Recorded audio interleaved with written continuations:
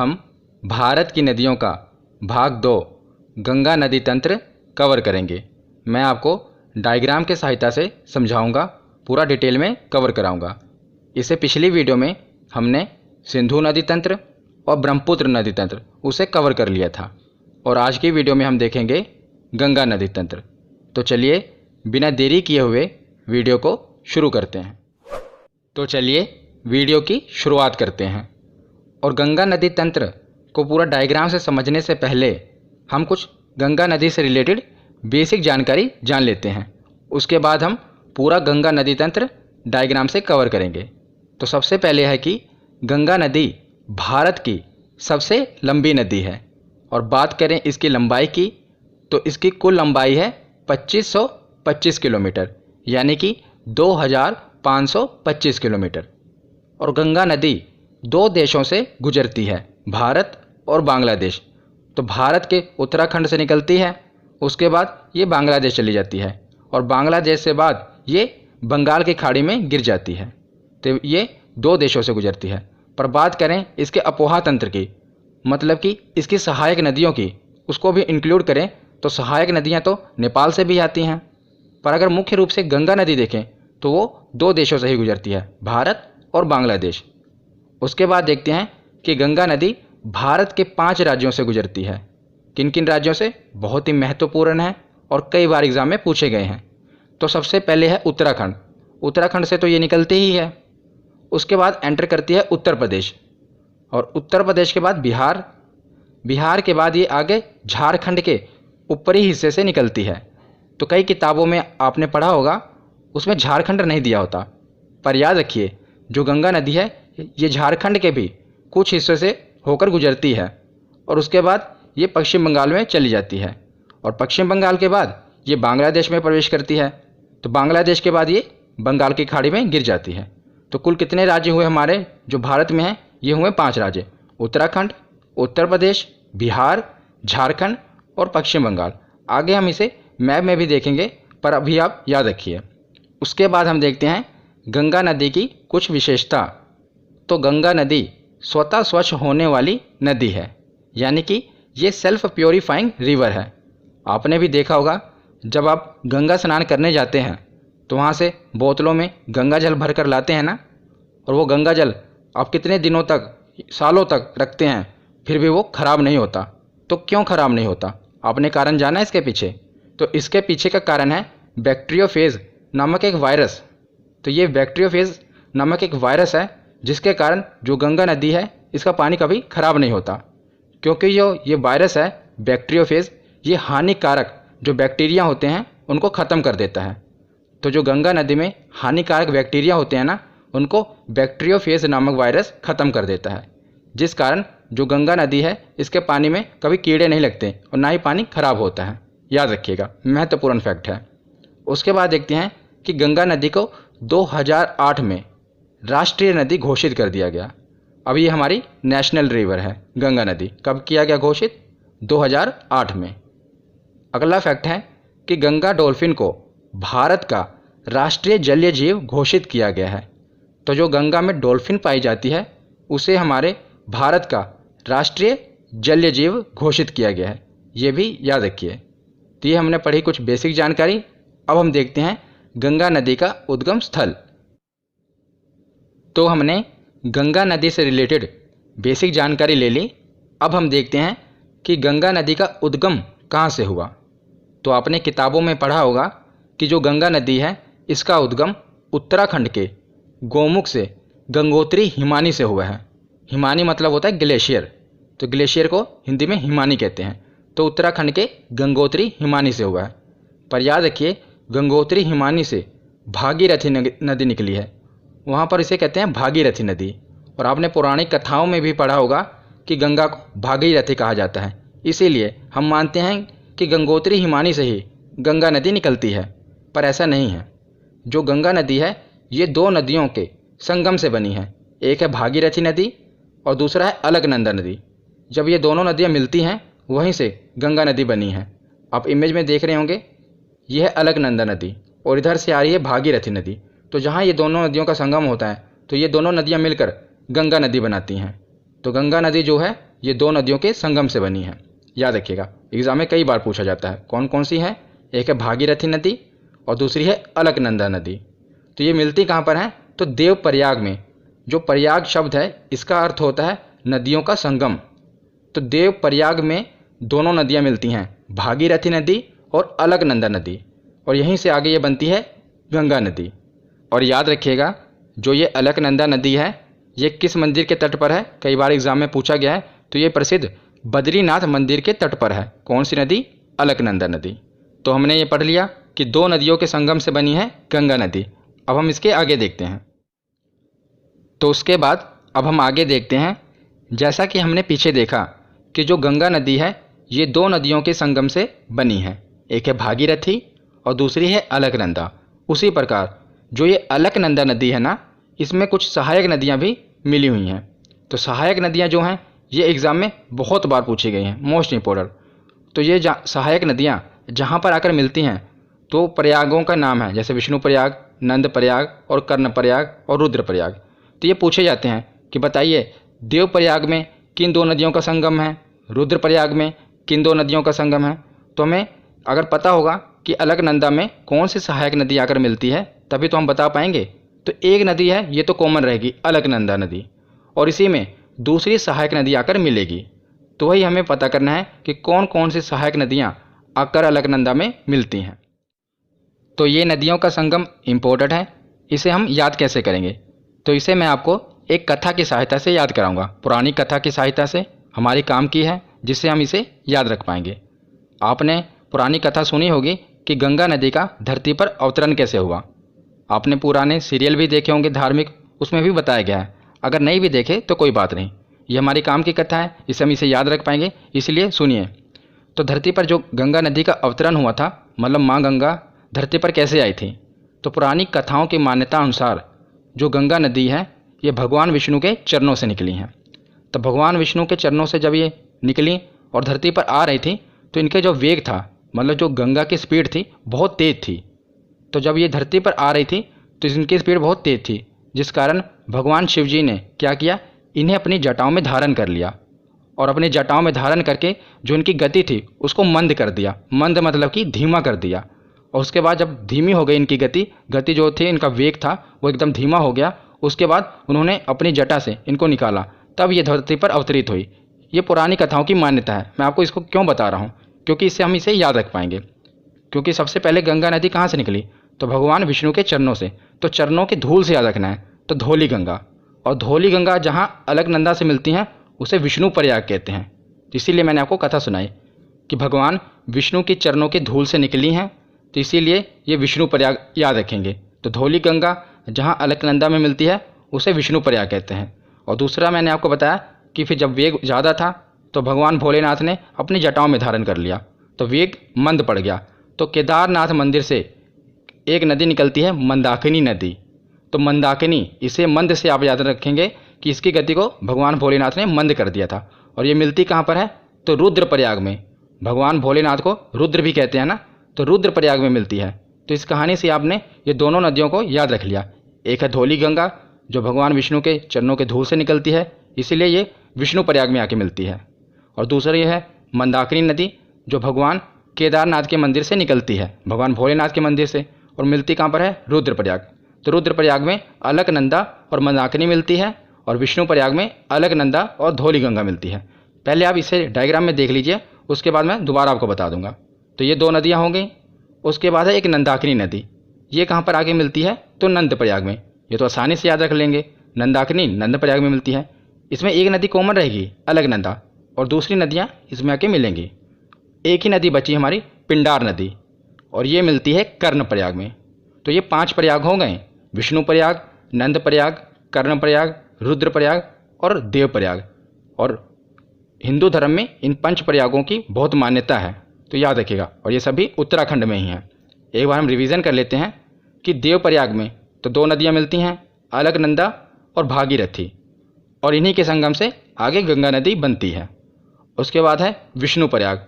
तो अलकनंदा तो है ही है, और भगवान विष्णु के चरणों की धूल से निकली है, तो धौली गंगा। उसके बाद है नंद प्रयाग। अलकनंदा तो है ही, उसमें आएगी नंदाकिनी नदी, तो इसीलिए इसे नंद प्रयाग कहते हैं। उसके बाद है कर्णप्रयाग। कर्णप्रयाग में अलकनंदा और पिंडार नदी। उसके बाद है रुद्रप्रयाग। अलकनंदा और मंदाकिनी, भगवान भोलेनाथ ने गंगा के वे को मंद कर दिया था, जिससे आप याद रख लेंगे। तो ये पांचों प्रयाग, इसे आप आसानी से याद रख लेंगे। तो अब हमने पूरा देख लिया कि कैसे किन किन नदियों के संगम से गंगा नदी का निर्माण हुआ। अब यहाँ से ये गंगा नदी कहलाएगी देवप्रयाग से। इसके आगे इसे गंगा नदी कहेंगे। उससे पहले इसे गंगा नदी नहीं कहते थे, यहाँ पर भागीरथी कहते थे, यहाँ पर अलकनंदा कहते थे। पर जब ये दोनों का संगम हुआ तो इसे देवप्रयाग से गंगा नदी कहा जाने लगा।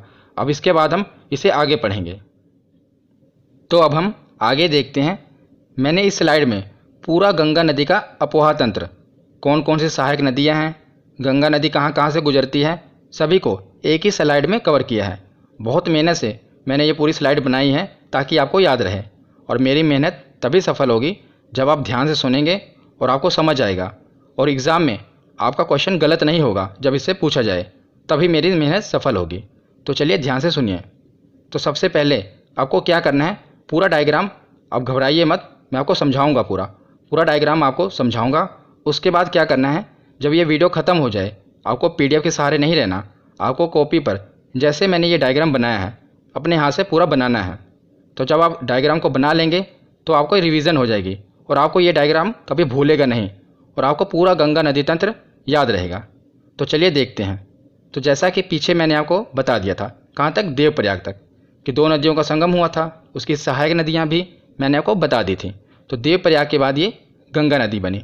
तो उसके बाद अब यहाँ से हम आगे देखेंगे, आगे पूरा कंटिन्यू करेंगे। तो देवप्रयाग के बाद क्या होता है कि जो गंगा नदी है आगे जाती है और हरिद्वार में, हरिद्वार इम्पोर्टेंट है। हरिद्वार आप गए भी होंगे गंगा स्नान करने। तो हरिद्वार क्यों इम्पोर्टेंट है कि सबसे पहले गंगा नदी जो है कहाँ पर मैदानी क्षेत्र में प्रवेश करती है, एग्ज़ाम में पूछा जाता है। तो हरिद्वार में। इससे पहले क्या था, ये उत्तराखंड में पूरा पहाड़ी इलाका था, तो वहाँ से पर्वतों से, पहाड़ों से निकल रही थी। पर सबसे पहले ये मैदानी भाग में कहाँ प्रवेश करती है, तो ये हरिद्वार में सबसे पहले गंगा नदी मैदानी क्षेत्र में प्रवेश करती है। एग्ज़ाम में पूछा जाता है, याद रखिएगा। या आगे मैं आपको बताऊंगा, अभी बस आप सुनते रहिए, आगे मैंने पीडीएफ में कवर किया है। तो बस इतना आप सुनिए कि सबसे पहले मैदानी भाग में ये कहाँ पर प्रवेश करती है गंगा नदी, तो हरिद्वार में। तो हरिद्वार तक हमने पूरा उत्तराखंड, ये पूरा ऊपर भी उत्तराखंड ही था, तो हरिद्वार तक हमने पूरा उत्तराखंड कवर कर लिया। इसके बाद क्या हुआ, जो गंगा नदी है आगे उत्तर प्रदेश में एंटर करती है। ये आप लाइन देख रहे हैं, यहाँ तक उत्तराखंड है। उसके बाद ये उत्तर प्रदेश में प्रवेश करती है। अब हम यहाँ देखते हैं। तो ये उत्तर प्रदेश में प्रवेश करती है। तो सबसे पहले उत्तराखंड से एक नदी निकलती है रामगंगा, ऊपर से आती है और कन्नौज में, जो कि उत्तर प्रदेश में है, कन्नौज में ये गंगा नदी में आकर मिल जाती है। तो इसका संगम होता है रामगंगा का कन्नौज में, उत्तर प्रदेश में। तो पूछा जाता है कि सबसे पहली गंगा नदी की सहायक नदी कौन सी है, तो याद रखिएगा ये है रामगंगा। रामगंगा गंगा नदी की सबसे पहली सहायक नदी है। उससे पहले ये जो नदियाँ थीं, ये भले ही गंगा नदी की सहायक नदी थी, पर उस समय तक गंगा नदी का नाम गंगा नहीं था, ये भागीरथी और अलकनंदा कहला रही थी। पर देवप्रयाग के बाद इसका नाम गंगा पड़ा और उसके बाद फिर सबसे पहले यही सहायक नदी आई, रामगंगा। इसीलिए याद रखिएगा रामगंगा इसकी सबसे पहली सहायक नदी है। और ये भी याद रखिएगा कि एग्ज़ाम में ये पूछा जाता है कि ये दाईं ओर से आ रही है या बाईं ओर से, तो ये आप क्लियर रखिएगा। गंगा नदी ऐसे आ रही है ना, इस तरफ जा रही है, तो दाईं ओर कौन सा होगा, तो ये होगा दाईं ओर और ऊपर होगा बाईं ओर। याद रखिएगा ये राइट साइड है और ये लेफ्ट साइड है, आप अपने हिसाब से देखिएगा, ठीक है ना। तो कन्नौज में कौन सी नदी मिल रही है, रामगंगा नदी, और ये कहाँ से आ रही है, उत्तराखंड से, और ये गंगा नदी की सबसे पहली सहायक नदी है। तो उसके बाद क्या होता है, कन्नौज के बाद आगे गंगा नदी जाती है प्रयागराज में। प्रयागराज जिससे पहले इलाहाबाद कहा जाता था, और यहीं पर गंगा, जमुना और सरस्वती तीन नदियों का संगम होता है। कहाँ पर, प्रयागराज में। पर जो सरस्वती नदी है वो विलुप्त हो चुकी है, मतलब कि वो भूमिगत है, ऊपर नहीं दिखती। पर जो यमुना नदी है ये हम देखते हैं। तो यमुना नदी कहाँ से निकलती है, तो हमने देखा था गंगोत्री हिमानी, यहाँ से निकली थी भागीरथी नदी, उसी के बगल है यमुनोत्री हिमानी। तो उत्तराखंड के बंदरपूंछ में यमुनोत्री हिमनद से, हिमनद मतलब क्या होता है, मैंने आपको बताया था ग्लेशियर, इसी को हिमानी भी कहते हैं। तो यमुनोत्री हिमानी से निकलती है यमुना नदी। आसान है कि यमुनोत्री हिमानी से निकल रही है तो यमुना नदी है। तो गंगा नदी के समानांतर ये बहती हुई आती है और क्या करती है, प्रयागराज में आकर गंगा नदी से मिल जाती है। और यमुना नदी को याद रखेगा कालिंदी नदी भी कहते हैं। एग्जाम में पूछा गया था कि किस नदी का अन्य नाम कालिंदी है, तो यमुना नदी को ही कालिंदी नदी कहा जाता है। आगे ये सब फैक्ट मैं आपको पीडीएफ में दोबारा बताऊंगा, अभी हम रिवीजन करेंगे, पर अभी आप बस सुनते रहिए। तो यमुना नदी को कालिंदी नदी भी कहते हैं। और ये निकलती कहाँ से है, तो यमुनोत्री हिमनद से निकलती है।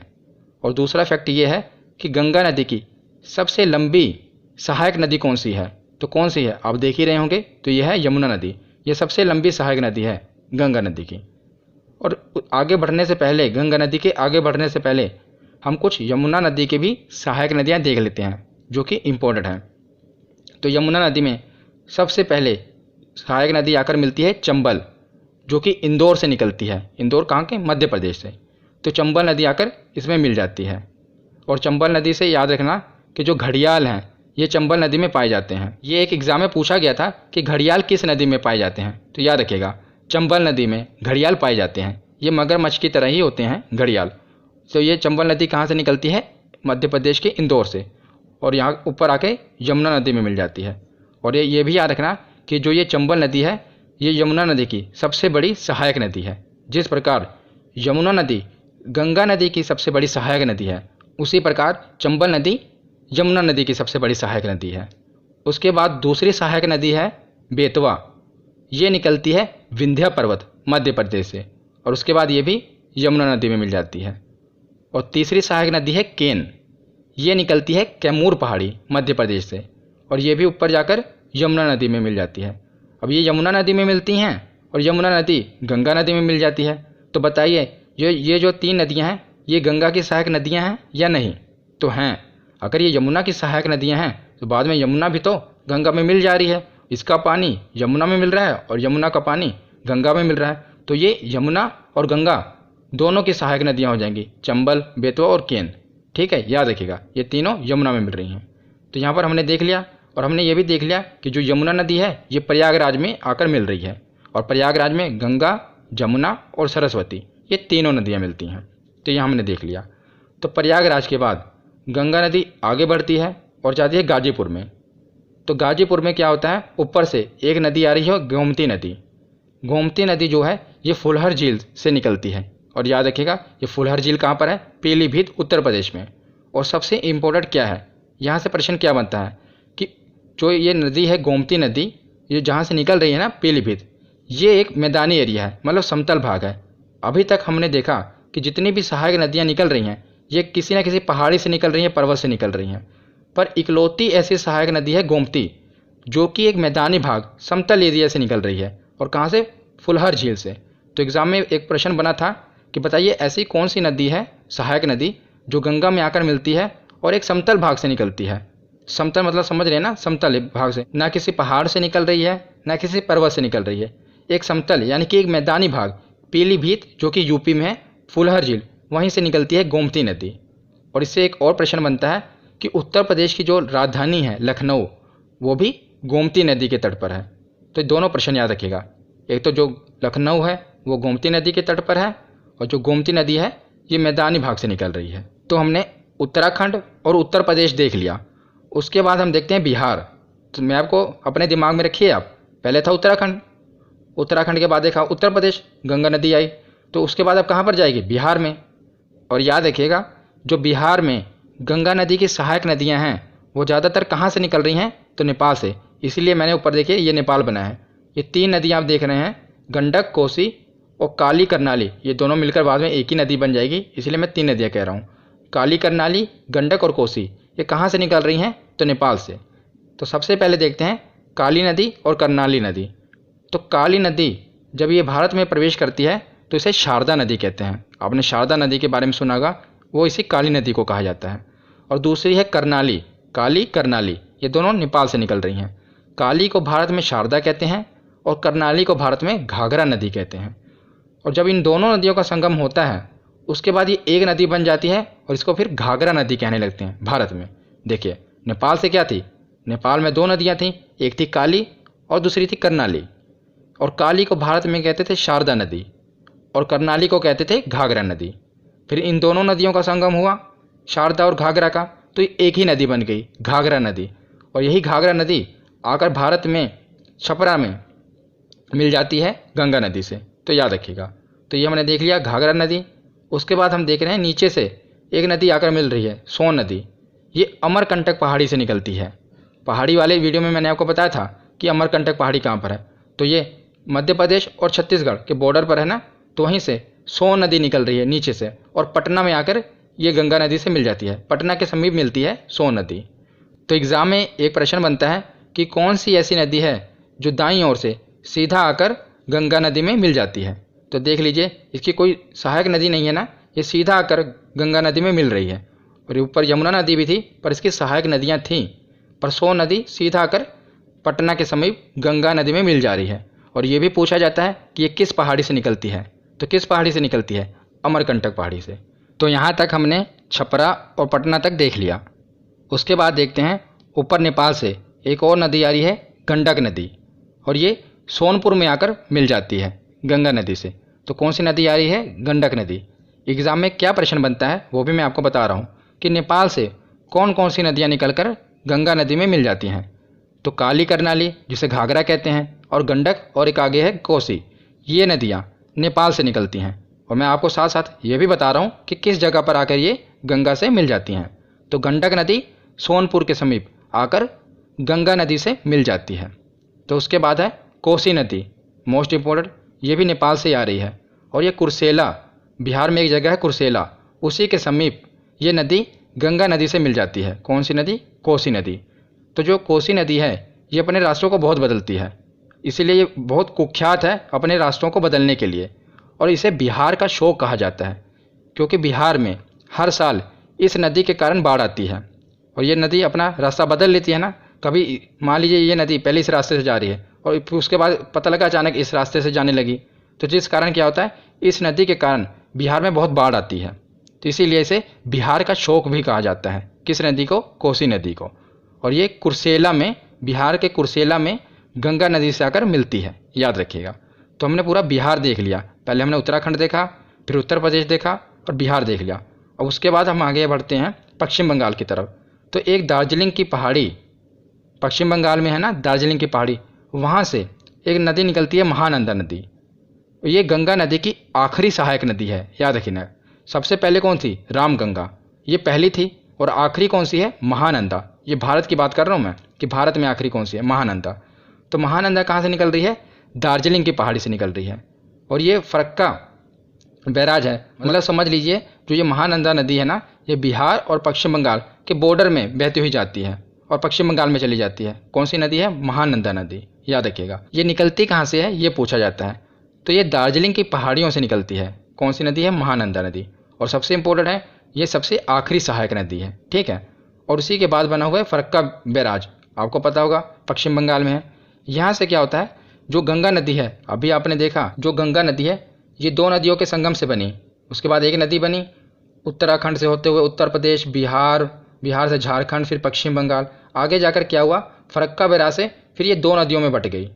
इसकी धारा थी जो गंगा नदी की, ये दो नदियों में बट गई, एक है हुगली और एक है पद्मा नदी। जो ये गंगा नदी है फरक्का बैराज से, जो कि पश्चिम बंगाल में है, वहाँ से दो धाराओं में बट जाती है।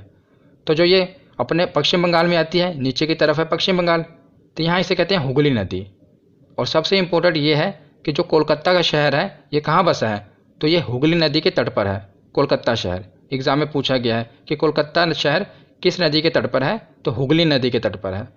और यही नदी जो है दो धाराओं में बट गई, तो जो दूसरी धारा थी ये बांग्लादेश में चली गई, और बांग्लादेश में इसे पद्मा नदी कहते हैं। और जो हुगली नदी है इसी में एक धारा, एक सहायक नदी आकर मिलती है, इसे कहते हैं दामोदर नदी। और ये छोटा नागपुर पठार से निकलती है दामोदर नदी, और ये हुगली नदी में जाकर मिल जाती है। और इसी दामोदर नदी को पश्चिम बंगाल का शोक भी कहते हैं। जिस प्रकार याद रखिए, कोसी नदी को किसका शोक कहते हैं? बिहार का शोक। तो शोक क्यों कहते हैं? क्योंकि ये नदी बाढ़ लाती है। तो इसी प्रकार दामोदर नदी है, पश्चिम बंगाल में बाढ़ का कारण है, इसीलिए दामोदर नदी को पश्चिम बंगाल का शोक कहते हैं। और ये किस नदी की सहायक नदी है? तो हुगली नदी की सहायक नदी है। तो अब हमने बांग्लादेश तक इसे देख लिया।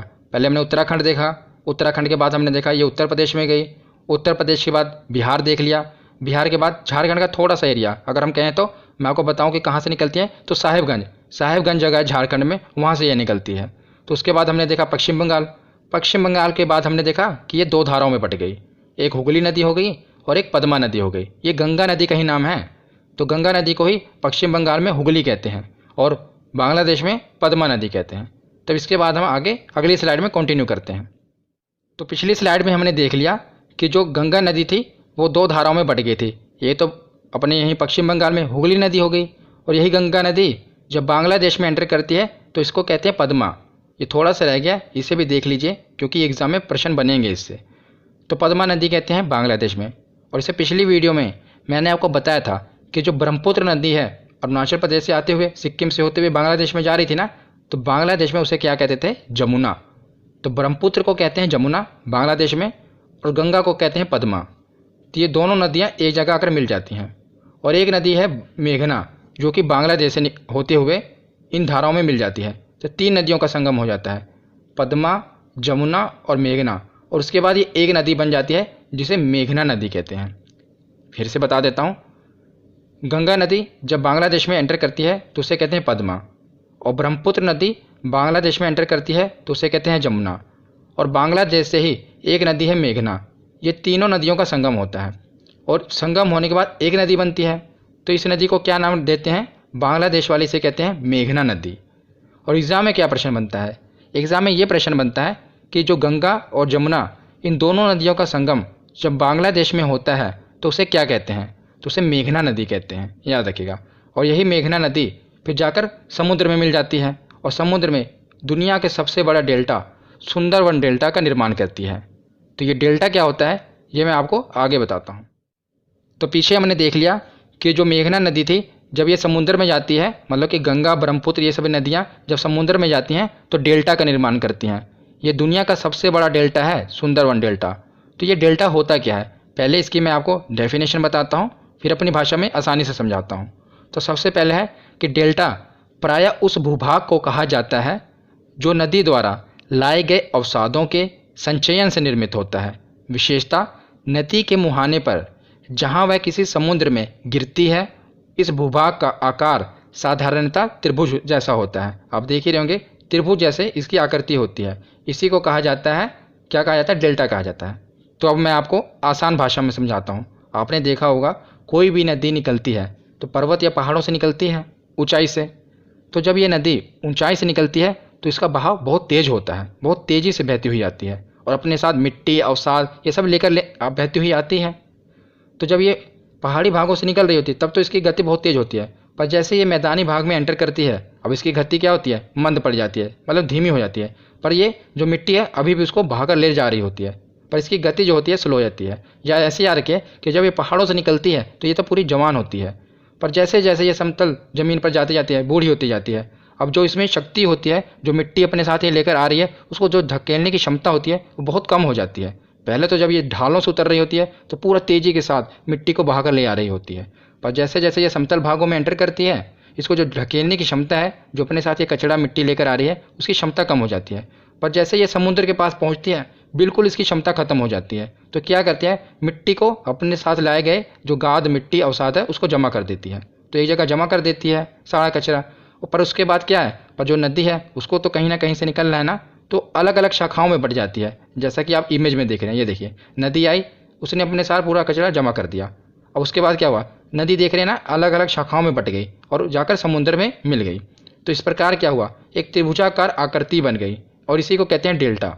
आशा करता हूँ आपको समझ आया होगा। इसी को क्या कहा जाता है? डेल्टा कहा जाता है। और यही डेल्टा जो है गंगा और ब्रह्मपुत्र नदी आकर बनाती हैं इसमें अपने बंगाल की खाड़ी में, और यही सुंदरवन डेल्टा पूरी दुनिया का सबसे बड़ा डेल्टा है, याद रखिएगा। तो अब हम कुछ महत्वपूर्ण तथ्य देख लेते हैं, इससे हमारा रिवीजन हो जाएगा। एक बार इसे भी कवर कर लेते हैं। तो अलकनंदा तथा भागीरथी के संगम को क्या कहते हैं? तो इसे गंगा नदी कहते हैं, जैसा कि मैंने आपको बताया। और गंगा की पहली सहायक नदी कौन सी है? तो कौन सी है गंगा की पहली सहायक नदी? तो ये है रामगंगा। गंगा की आखिरी सहायक नदी कौन सी है? तो ये है महानंदा। और गंगा की सबसे लंबी सहायक नदी तो यह है यमुना। उसके बाद है कि गंगा नदी कहाँ से मैदानी क्षेत्र में प्रवेश करती है? तो ये हरिद्वार में मैदानी क्षेत्र में प्रवेश करती है। उससे पहले ये उत्तराखंड में पर्वत और पहाड़ों से निकल रही होती है, पर जैसे ही ये हरिद्वार में एंटर करती है वहाँ से ये मैदानी क्षेत्र में प्रवेश करती है। आगे है कि गंगा नदी के तट पर बसे प्रमुख शहर कौन कौन से हैं। तो सबसे पहले है प्रयागराज, प्रयागराज जिसे पहले इलाहाबाद कहा जाता था।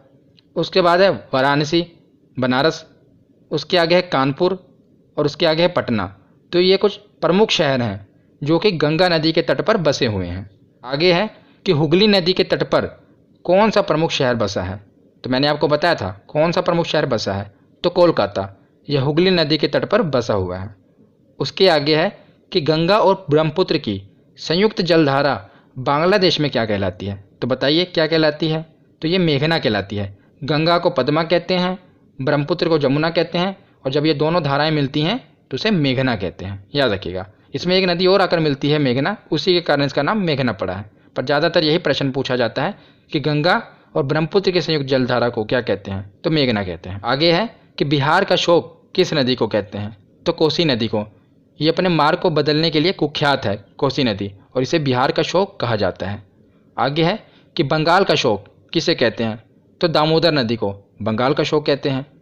आगे है कि गंगा की सहायक नदी जिसका उद्गम स्थल मैदानी भाग है, तो गोमती नदी। मैंने आपको बताया था ना कि गोमती नदी ऐसी नदी है जिसका उद्गम स्थल मैदानी भाग है। तो यहाँ पर हमारा थ्योरी सेक्शन कंप्लीट होता है। अब हम इसके प्रीवियस ईयर क्वेश्चन देखते हैं।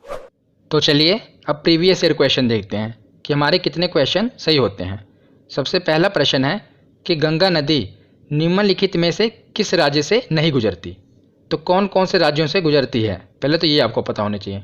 तो सबसे पहले कौन सा था, बोलिए। उत्तराखंड, दूसरा उत्तर प्रदेश, तीसरा बिहार, चौथा झारखंड, पांचवा पश्चिम बंगाल। तो इसमें देखिए कौन सा नहीं है, उत्तर प्रदेश, बिहार, बंगाल, ये तो है मध्य प्रदेश, यहाँ से नहीं गुजरती। अगला प्रश्न क्या है कि कालिंदी नदी का दूसरा नाम क्या है। तो बताइए क्या है। मैंने आपको बताया था यमुना, यमुना को ही कालिंदी नदी कहा जाता है। ये एनटीपीसी में पूछा गया था। उसके बाद अगला प्रश्न है कि केन नदी निम्नलिखित में से किसकी सहायक नदी है। पीछे मैंने आपको इसकी ट्रिक नहीं बताई, मैं आपको बता देता हूँ, मैं भूल गया था। इसकी ट्रिक भी है जिसे आप याद रख सकते हैं। तो जैसा कि ये 3 नदियाँ थी ना, चंबल, बेतवा और केन, इसे याद रखने का तरीका भी है। तो इसे आप KBC से याद रख सकते हैं, KBC। कौन बनेगा करोड़पति वाला ना, मैंने उल्टा लिख दिया KBC। तो K से केन, B से बेतवा और C से चंबल। तो केन, बेतवा, चंबल, ये आप KBC से याद रख पाएंगे। आप लिखेंगे KBC, KBC, उसी से केन, बेतवा और चंबल, इससे आप याद रखें। तो केन नदी निम्नलिखित में से किसकी सहायक नदी है, तो ये है यमुना की सहायक नदी, यमुना की सहायक नदी है। आगे देखते हैं कि गंगा में मिलने वाली नदी जिसका उद्गम अमरकंटक में है। तो अमरकंटक पहाड़ी से कौन सी नदी निकल रही थी, तो ये निकल रही थी सोन नदी। पीछे हमने देखा था ना कि अमरकंटक पहाड़ी से ऊपर जाकर मिल रही थी। कहाँ पर मिल रही थी, तो पटना में मिल रही थी। कौन सी नदी थी, तो सोन नदी थी, याद रखिएगा। उसके बाद आगे देखते हैं कि अलकनंदा और धौली गंगा का संगम कहाँ होता है। तो धौली गंगा कहाँ से निकली थी, भगवान विष्णु भगवान के चरणों के धूल से निकली थी। तो विष्णु प्रयाग, तो विष्णु प्रयाग में इसका संगम होता है, अलकनंदा और धौली गंगा का, याद रखिएगा। उसके बाद अगला प्रश्न देखते हैं कि निम्नलिखित में से कौन सी नदी यमुना नदी में नहीं मिलती। तो बताइए कौन सी नहीं मिलती। हमने पढ़ा था KBC, केन, बेतवा, चंबल, ये तो मिलती हैं। बचा कौन सा, तो सोन नदी, ये यमुना नदी में नहीं मिलती, ये डायरेक्ट गंगा नदी में मिल जाती है, ठीक है ना। और कहाँ से निकलती है, अमरकंटक पहाड़ी से। अगला प्रश्न है कि अलकनंदा के साथ वह कौन सी नदी है जिसका संगम रुद्रप्रयाग में होता है। तो बताइए, रुद्रप्रयाग भगवान भोलेनाथ का दूसरा नाम है रुद्र। तो ये निकलती कहाँ, केदारनाथ से निकलती है और रुद्रप्रयाग में मिल जाती है। और भगवान भोलेनाथ ने क्या किया था, गति को मंद किया था। तो मंदाकिनी, याद रखिएगा कौन सी नदी है, मंदाकिनी नदी। ये अलकनंदा और मंदाकिनी नदी रुद्रप्रयाग में मिल जाती हैं। उसके बाद अगला प्रश्न है कि दामोदर नदी निकलती है, तो कहाँ से निकलती है। तो ये छोटा नागपुर पठार से निकलती है, मैंने आपको बताया था। और हुगली नदी की ये सहायक नदी है, दामोदर नदी, और इसे बंगाल का शोक भी कहा जाता है।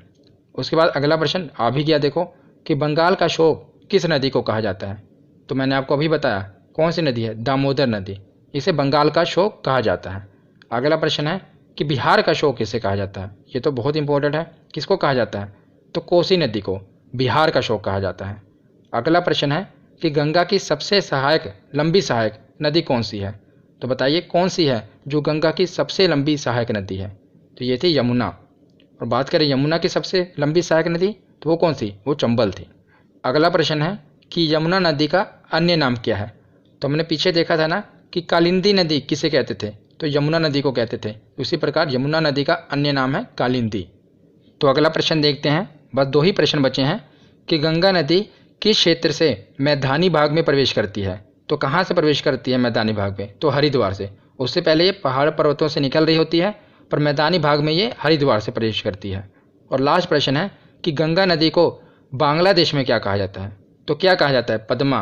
तो आज की ये वीडियो यहीं पर ख़त्म होती है। यहाँ पर हमारा पूरा गंगा नदी तंत्र कंप्लीट होता है। वो डायग्राम आप ज़रूर बना लेना। तो हमने पूरा गंगा नदी तंत्र कवर कर लिया, प्रीवियस ईयर के क्वेश्चन भी देख लिए। इससे नेक्स्ट वीडियो में हम जो नदियों का लास्ट वीडियो है प्रायद्वीपीय भारत की नदियाँ, उसे भी कवर कर लेंगे। तो हमारा पूरा भारत की नदियाँ कंप्लीट हो जाएगा। तो धन्यवाद।